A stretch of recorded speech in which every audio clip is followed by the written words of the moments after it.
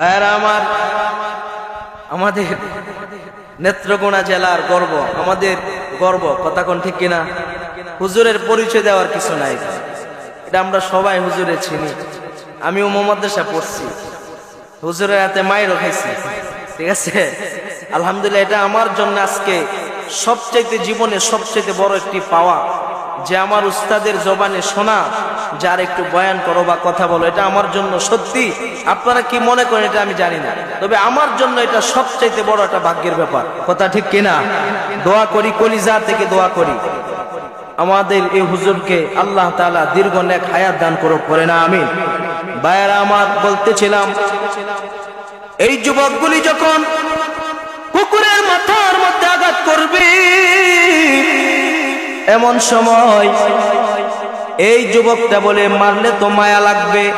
বলতেছিলাম মানুষের অন্তরে কুকুরের মায়া আছে, কিন্তু এই দেশের উলামায়ে কেরামের জন্য এই দেশের মানুষের অন্তরে মায়া নাই, কথা কোন ঠিক কিনা? যদি মায়া থাকতো এই দেশের শাইখুল হাদিস ইবনে শাইখুল হাদিস আল্লামা মামুনুল হক সহ এই দেশের অসংখ্য উলামায়ে কেরামদেরকে আয়না ঘরে রেখে বছরের পর বছর নির্যাতন করতে পারতো না, কথা কোন ঠিক কিনা? নাহনু নাকুসু আলাইকা নাবাহুম বিল হক ইন্নাহুম ফিতয়াতুন আমানু বিরাব্বিহিম ওয়াজিদনাহুম হুদা। আল্লাহু আকবার। ভাইরা আমার, আল্লাহ তাআলা বলেন, হাবিব আমি তাদের ইতিবৃত্তান্ত আপনার কাছে সঠিকভাবে বর্ণনা করছি, আপনি শুনেন তাহলে। ইন্নাহুম ফিতয়াতুন, নিশ্চয় তারা ছিল কয়েকজন যুবক, তারা ছিল কয়েকজন, আমানু বিরাব্বিহিম, তারা তাদের রব আল্লাহর প্রতি ঈমান এনেছিল। কারো জবান বন্ধ রাখবেন না, চিল্লায় আওয়াজ করে বলেন আমরা ঈমান এনেছি কার উপরে? আরো জোরে বলেন কার উপরে? ওই যুবকগুলো তো আল্লাহর প্রতি ঈমান এনেছিল, তারা বললেন, আল্লাহ তাআলা জানায় দিলেন আমানু বিরাব্বিহিম, তারা তাদের রবের উপরে ঈমান এনেছিল। তারপরে কি হয়েছিল? আল্লাহ রাব্বুল আলামিনের পরের অংশে বলেন ওয়াজিদনাহুম হুদা, আমি আল্লাহ তাআলা তাদেরকে সৎ পথে চলার জন্য, ঈমানের পথে চলবার জন্য আমি আল্লাহ তাদের ঈমানি শক্তি বাড়ায় দিলাম। ঈমানের পথে চললে, আল্লাহর উপরে ঈমান আনলে, ইসলামের পথে চলার জন্য শক্তি যিনি বাড়ায় দেন, আওয়াজ করে বলেন তিনি কে? ঈমানের পথে চলতে গেলে বাধা আসলে, ঈমানের পথে অটল থাকলে হেফাজত করেন, আওয়াজ করে বলেন তিনি কে? ভাইরা আমার, এরপরে ঘটনা শোনাচ্ছেন হাবিব, শুনেন। আপনি দুনিয়াতে আসার কয়েক শত বছর আগের ঘটনা। এক বাদশা ছিল, ওই 7 যুবকের ঘটনা শোনাচ্ছে। একজন বাদশা ছিল, মূর্তি পূজা করত। কি পূজা করত? মূর্তি পূজা আমাদের দেশের মধ্যে আছে না নাই? কথা বলেন না কেন, আছে না নাই? মূর্তি পূজার সময় হলে মুসলমানরা কম যায় না বেশি যায়? কথা কয় না, কম যায় না বেশি যায়? আজও পর্যন্ত আমাদের কোনো ঈদগাহে জুমার নামাজে আজও পর্যন্ত কোনো হিন্দু জুমার নামাজ পড়তে আসছে? তো আপনাদের আওয়াজে সন্দেহ লাগে, আইছে? ঈদের নামাজে, জুমার নামাজে, এই ওয়াজ মাহফিলে 2-1 আসেনি? মুসলমানরা যায় কি যায় না? মুসলমানরা যায়। ভাইরা আমার, ওই সময় ওই যুগে একজন বাদশা ছিল, মূর্তি পূজার বাদশা। ওই বাদশার এলাকার মধ্যে এলান করে দিল প্রতি বছর মেলা হতো, মেলার মধ্যে সবাইকে যেতে হতো, যুবক বৃদ্ধ মাসুম বাচ্চা থেকে শুরু করে, মহিলা থেকে শুরু করে বিশাল আয়োজন করা হতো, সবাই মেলায় যেত। মেলায় যাওয়ার পরে হঠাৎ করে একদিন মেলা চলাকালীন একজন যুবক ওই মেলার ময়দান থেকে উঠে চলে আসছে। আসার পরে একটি গাছের নিচে আশ্রয় নিল। তাফসীর ইবনে কাসিরের মধ্যে আসছে, তিনি যখন গাছের নিচে আশ্রয় নিল, কিছুক্ষণ পরে আরো একজন যুবক চলে আসলো। এক এক করে একজন নয়, দুইজন নয়, তারা 7 জন যুবক একত্রিত হয়ে গেল। জোরে কোন সুবহানাল্লাহ। এবার যুবকরা একজন আরেকজনকে বলে, ওইদিকে মেলা চলতেছে, বাদশার গোয়েন্দা বাহিনী আসছে, আমরা যেখানে বসে আছি, এখন যদি বাদশার গোয়েন্দা বাহিনী আমাদেরকে দেখে ফেলে, আমাদেরকে বাদশার দরবারে ধরে নিয়ে যাবে, আমরা এখানে কেন আসলাম? একজন আরেকজনকে যখন বলতে লাগলো, একজন বলে, ভাই আপনি সর্বপ্রথম আসছেন, আপনি বলেন আপনি কেন আসছেন? এবার ওই যুবককে যখন প্রশ্ন করা হলো, যুবক বলে, আমি তো ইমানদার, ইমানদারের জবানে যা থাকবে অন্তরেও যা তা থাকবে, আর যাদের জবানে একটা অন্তরে আর একটা, এরা মুসলমান নয়, এরা মুসলমান নামের মুনাফিক। কথা কোন ঠিক কিনা ভাইরা আমার? এবার যুবক বলে, দেরি করে কি লাভ, আমি তো আমার রব আল্লাহর প্রতি ঈমান এনে ফেলেছি, এখন আমার দায়িত্ব হলো ঈমানের সাক্ষ্যটা দিয়া দেওয়া। কিসের সাক্ষ্য দিয়া দেওয়া? ঈমানের সাক্ষ্য দিয়া দেওয়া। এবার ওই যুবক বলতে লাগলো, ভাই শুনেন শুনেন, আমি কেন উঠে চলে আসছি, তার কারণ হলো আমি একজন ইমানদার। বাদশা যে মেলার আয়োজন করেছে, ওই মেলার মধ্যে মূর্তি পূজা হয়, আমরা তো ইমানদার, ইমানদার বান্দারা কখনো মূর্তি পূজা করতে পারে? কথা কয় না, করতে পারে। মুসলমানরা হিন্দুদের পূজায় যেতে পারে। এই যুবক এই কথা বললো, আমরা পারি না। এবার যুবক বলে, আরেকজন বলে, ভাই আমিও তো ইমানদার, এই জন্য আমি উঠে চলে আসছি।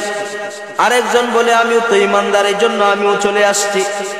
ভাইয়ার আমার এক এক করে 7 জন সাক্ষ্য দিল, আমানু বিরব্বিহিম, আমরা সবাই আমাদের রব আল্লাহর প্রতি ঈমান এনেছি।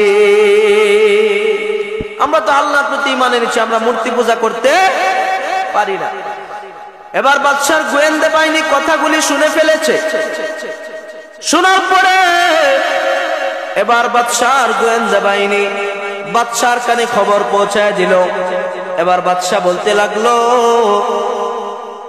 যে যুবক কি ব্যাপার, তোমরা নাকি ঈমান এনেছো?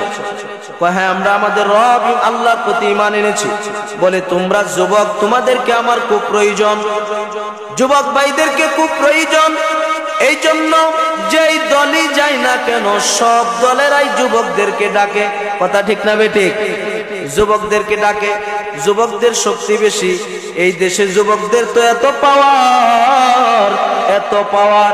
17 বছরের একজন স্বৈরাচার এই দেশের মধ্যে আলেমদেরকে নির্যাতন করে, আয়না ঘরে রেখে রিমান্ড দিয়ে দিয়ে আলেমদেরকে নির্যাতন করে, মুসলমানদেরকে নির্যাতন করে করে এই দেশের এমন পরিস্থিতি হয়ে গেছিল। আমার কলিজার টুকরা যুবক ভাইরা যখন হাতে হাত রেখে মরার জন্য যখন রেডি হয়ে গেছে, এই দেশের স্বৈরাচার জুতার মালা গলায় পড়ে এই মুসলমানের রাষ্ট্র থেকে পালাতে বাধ্য হয়েছে। কথা কোন ঠিক কিনা? যুবকরা যখন হাতে হাত রাখে, যুবকদের দ্বারা সবকিছুই সম্ভব। কথা কোন ঠিক না বেটি? এই জন্য যুবকদের খুব প্রয়োজন, যুবকদের খুব প্রয়োজন। এবার বাদশা বলল, যুবক তোমাদেরকে আমার খুব প্রয়োজন, আমি চাইলে তো তোমাদেরকে মেরে ফেলতে পারি, ক্ষমতা আছে, পাওয়ার আছে। যুবক শোনো, আমি তোমাদেরকে মারবো না, তোমাদেরকে সময় দিলাম 3 দিনের। কয় দিনের? 3 দিনের সময় দেয়া হলো। যুবকরা এবার বাদশার সামনে দাঁড়াইয়া বলতে লাগলো, বাদশা শুনেন, আপনি 3 দিনের কেন, 3 বছরের যদি সময় দেন, আমরা ঈমান থেকে বিন্দু পরিমাণ সরে যাব না। জোরে কোন আল্লাহু আকবার। ঈমানের পথ থেকে আমরা যাব না। বাদশা এরপরে বললে, না না, যাও যাও, তোমাদেরকে 3 দিনের সময় দিলাম, কারণ তোমরা অবুঝ মানুষ, এখনো বুঝো নাই। 3 দিন পরে ডাক দিয়া বলল, এবার বলো ঈমান ছাড়বা কিনা? ঈমান না ছাড়লে কল্লা কাটা যাবে। যুবকরা জানায় দিল, বাদশাহ আমরা ঈমানের জন্য কল্লা দিতে রাজি, কিন্তু আমরা ঈমান দিতে রাজি না। আমরা কল্লা দিয়া দিব, ঈমান দিব না। ও মুসলমানেরা, এই দেশে উলামায়ে কেরামরা যদি আমাদেরকে ইসলামের জন্য, ঈমান হেফাজতের জন্য, কোরআনের জন্য যদি ডাক দেয়, জীবনকে বাজি রেখে শরীরের তাজা রক্ত দিতে আমরা রাজি আছি না নাই? কারা কারা যে হাত ধরে আল্লাহকে দেখায় দেয় নারায়ে তাকবীর। হাত নামান, আল্লাহ কবুল করুক। আমাদের এই জিহাদি তামান্নাকে আল্লাহ তাআলা কবুল আর মঞ্জুর করুক। হাসরের মাঠে নাজাতের উসিলা হিসাবে আল্লাহ কবুল করুক। আওয়াজ করে পড়ে না আমিন। ভাইরা আমার, এবার যুবক যখন জানায় দিল ঈমান ছাড়বো না, এবার বলে যাও, আরো 3 দিনের সময় দেওয়া হলো। এবার যুবকরা বের হয়ে তারা সিদ্ধান্ত নিল যে এখন আমাদের পালা, হয়তো আরেকবার ডাকলে আমাদের কল্লা কেটে ফেলবে। আমরা সিদ্ধান্ত নিব এই দেশে আমরা থাকবো না, আমরা এই দেশ থেকে চলে যাব, অন্য দেশে চলে যাব। মুসলমান ভাইয়েরা আমার, আমি আপনাদের কাছে জানতে চাই, দেশ ছাড়বে ক্ষমতার জন্যে নাকি ঈমানের জন্যে? কথা বলেন না কেন? আমরা দেশ ছাড়ি কি জন্যে? ঈমানের জন্যে না ক্ষমতা? ক্ষমতার অপব্যবহার যারা করে, ইনসাফ যারা কায়েম করে না, তাদেরই ভয়। কথা কোন ঠিক না বেটে? তাদেরই ভয়। এই জন্য দেশ ছাড়তে হয়, পালাইতে হয়। পৃথিবীর ইতিহাসে সর্বশ্রেষ্ঠ ইতিহাস, একসাথে প্রধানমন্ত্রী থেকে শুরু করে একসাথে এমপি মন্ত্রী সবাই সহ দেশ ছেড়েছে। এটা একটা ইতিহাস। কথা ঠিক না বেটে? এমন ইতিহাস কি আরো আছে কোথাও? কথা বলেন, আছে? নাই, সব একসাথে পালাইছে, সব বাকছে। ভাইয়েরা আমার, এবার যুবকরা সিদ্ধান্ত নিল, আমাদের তো ঈমানের জন্য দেশ ছাড়তে হবে, এলাকা ছেড়ে দিতে হবে। আগামীকালকে আমরা চলে যাব। সন্ধ্যা একত্রিত হয়ে গেল। 7 জন যুবকের সিদ্ধান্ত। 6 জন একত্রিত হয়ে দেখে আরেকজন আসে না। তারা 6 জন হাঁটতেছে। হঠাৎ করে হাঁটতে হাঁটতে হঠাৎ করে তাকায় দেখে দূর থেকে একজন যুবক দেখা যায়। 6 জনে ভয় পেয়ে গেল। হায় হায়, না জানি ওই বাদশার কোন গোয়েন্দা বাহিনী। বাদশার গোয়েন্দা বাহিনী যদি আমাদেরকে দেখে, অবস্থা ভালো না খারাপ? খারাপ, অবস্থা খারাপ। এবার ওই যুবকটা, যেটা দূর থেকে দেখা যায় একজন যুবক, ওই যুবকটা বলতে লাগলো, ও আমার সাথী ভাইরা শুনো, তোমরা ভয় পাও না, ভয় পাওয়ার কোনো কারণ নাই। কারণ হলো আমি বাদশার কোনো গোয়েন্দা বাহিনী নয়।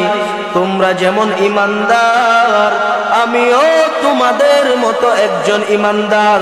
তোমরা যেমন ঈমান হেফাজত করার জন্য বাড়িঘর ছেড়ে দিচ্ছ, আমিও ঈমান হেফাজতের জন্য তোমাদের সঙ্গী হইয়া আমিও আমার এলাকা দেশ ছেড়ে দিব। যেরকম আল্লাহু আকবার। এবার কাছাকাছি যাওয়ার পরে 7 নম্বর যুবক ওই যুবকের সাথে তাকায় দেখে একটা কুকুর দেখা যায়। কি দেখা যায়? তখন কি দেখা যায়? কুকুর দেখা যায়। এবার 6 জন যুবক বলে, বন্ধু শোনো শোনো, তোমার সঙ্গে যে কুকুরটা আছে, এই কুকুরটা তো, কুকুরের চরিত্র হলো রাতের অন্ধকারে কোনো কিছু দেখলেই পড়ে হাউমাউ করে চিল্লায় ওঠে। কথা ঠিক না বেঠিক? চিল্লায় ওঠে। এখন যদি তোমার কুকুর যদি মানুষ দেখার পরে হাউমাউ করে চিল্লায়, আর বাদশার গোয়েন্দা বাহিনীর কানে যদি আওয়াজ যায়, আমাদেরকে তো ধরে নিয়ে যাবে, আমরা ঈমান হেফাজত করতে পারবো না, আমাদেরকে নিয়ে কল্লা কেটে ফেলবে। এবার ওই যুবকটা বলে, তাহলে কি করা যায়? 6 জন বলে, কুকুরটাকে আঘাত করতে আরম্ভ করে দাও। কুকুরকে আঘাত করা হলো। আঘাত করতেছে, আঘাত করতে করতে রক্তাক্ত করে ফেললো। কুকুরটা যায় না। আরেকজন বন্ধু ডাক দিয়া বলে, বন্ধু শোনো শোনো শোনো, তোমার এই কুকুরটা যাবে না। একটি কাজ করো, বড় একটি পাথরের টুকরা হাতে নাও, পাথরের টুকরাটা হাতের মধ্যে লইয়া কুকুরের মাথার মধ্যে আঘাত করো, মাথাটা ফেটে যাবে, রক্ত খনন হয়ে সে মারা যাবে, আর আমাদের কোনো সমস্যা হবে না। 7 নাম্বার যুবক ডাক দিয়া বলে, বন্ধু শোনো, এই কুকুরটা আমি একদিন নয় 2 দিন নয় অনেক বছর যাবত আমি লালন পালন করি, নিজের হাতে কেমনে মারি, মায়া আছে না নাই? কতক্ষণ মায়া আছে না নাই? ও তার মানে বোঝা গেল একটা, আমরা তো মুসলমান, মুসলমানদের অন্তরে কুকুরের মায়া আছে, হিংস্র প্রাণীর মায়া আছে, কিন্তু এই দেশে মুসলমানদের রক্তের কোনো মায়া নাই। কথা কোন ঠিক কিনা? এই দেশে যদি মুসলমানদের রক্তের মায়া থাকতো, 13 সাল হেফাজতে ইসলাম শাপলা চত্বরে উলামায়ে কেরামদেরকে নির্মম ভাবে শহীদ করতে পারতো না। কথা কোন ঠিক কিনা? শুধু তাই নয়, গত কয়েকদিন আগে আপনারা দেখেছেন টঙ্গীর ময়দানে তাবলীগের সাথী নাম দিয়া সাতপন্থী নামক কিছু সন্ত্রাসরা দিনের দাওয়াতি কার্যক্রম যারা করে, ইসলামের দাওয়াত যারা দেয়, কোরআনের কথা যারা বলে, তাদেরকে পেটের মধ্যে ছুরি ঢুকাইয়া শরীরের মধ্যে আঘাত করে পৃথিবী থেকে বিদায় করে দিয়েছে। আমি আমার ভাষায় বলি, যাই কিছু হোক না কেন, যতই সাথী ভাইয়ের নামে চিল্লান দেয় না কেন, যারা নাকি ওই সাতপন্থী হইয়া সাদের মহব্বত অন্তরের মধ্যে নিয়া, যারা নাকি সাথী ভাই তাবলীগের সাথীদেরকে হক্কানি উলামায়ে কেরামদের পক্ষে যারা আছে, তাদের পেটের মধ্যে ছুরি ঢুকাইয়া তাদেরকে যারা হত্যা করতে পারে, খোদার কসম এরা কখনো তাবলীগের সাথী হতে পারে না। এরা হলো সবচাইতে বড় সন্ত্রাস। কথা কোন ঠিক কিনা? নারায়ে তাকবীর, নারায়ে তাকবীর।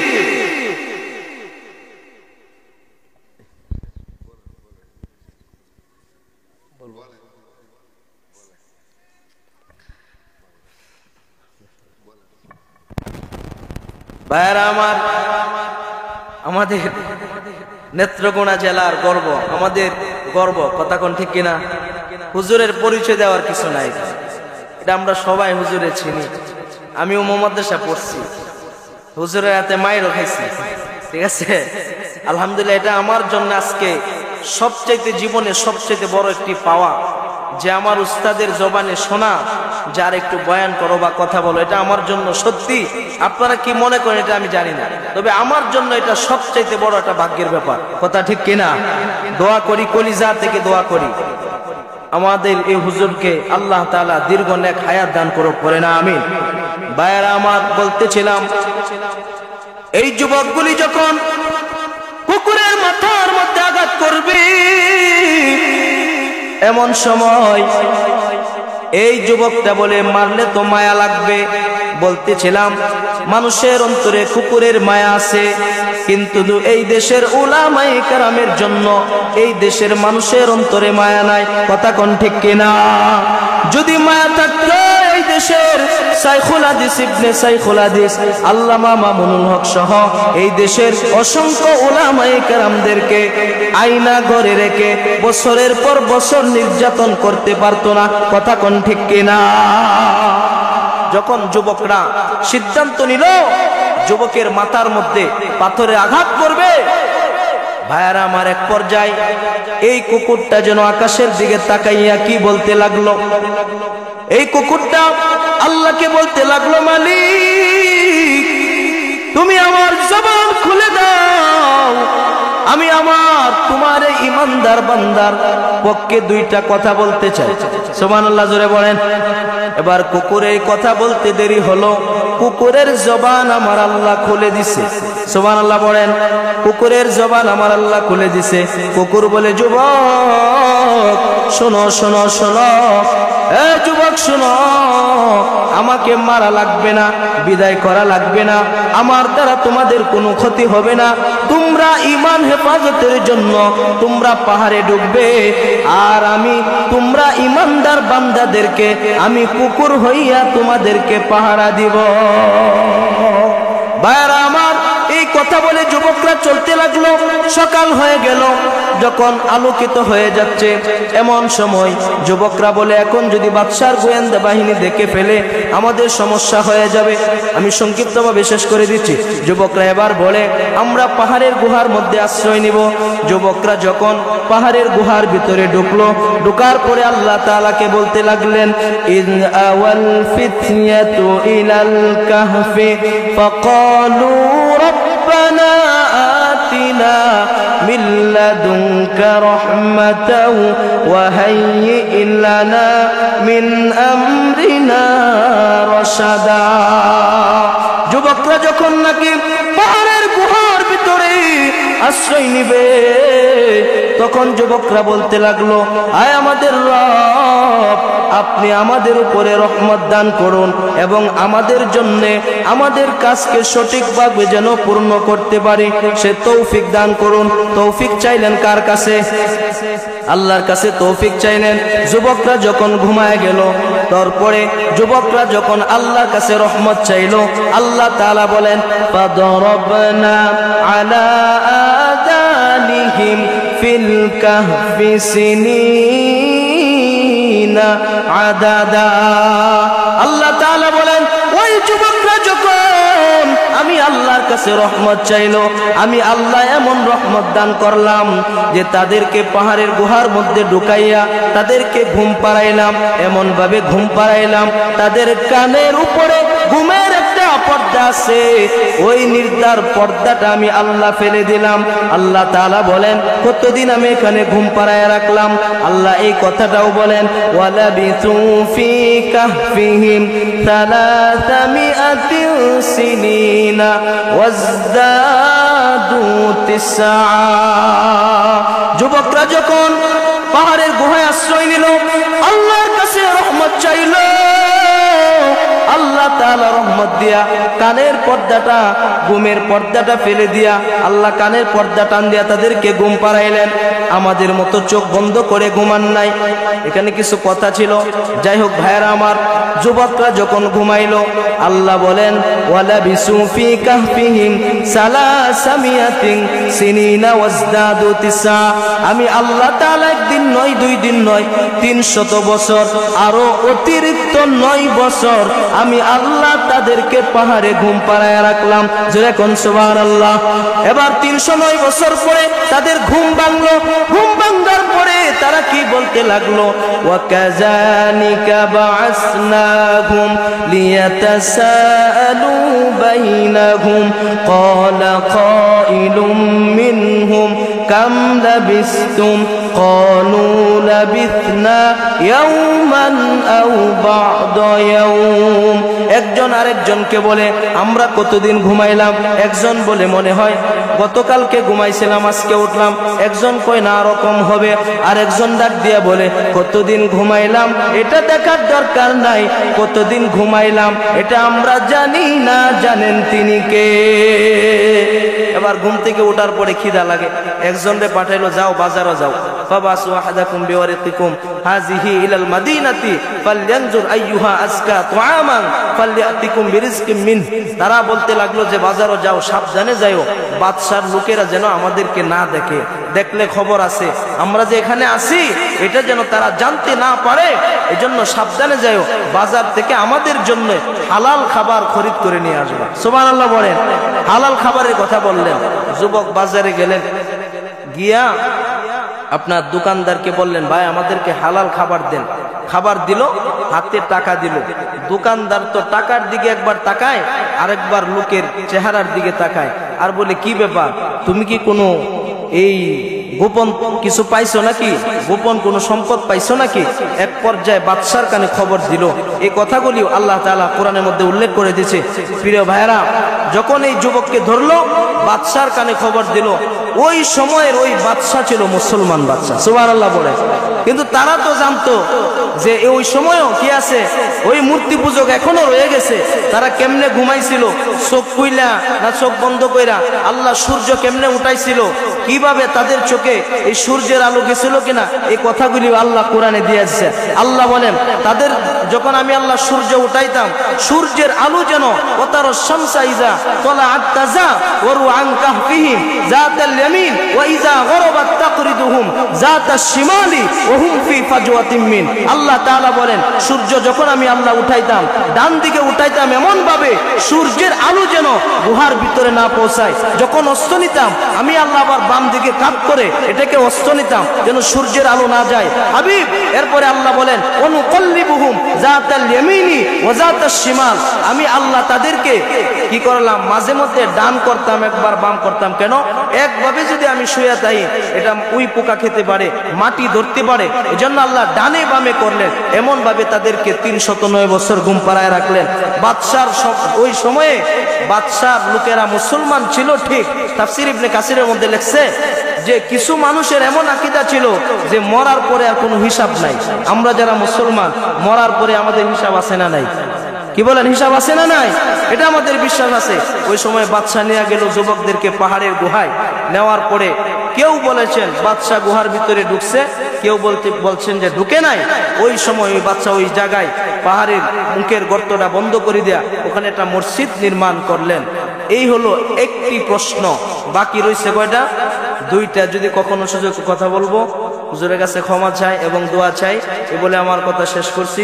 আসসালামু আলাইকুম।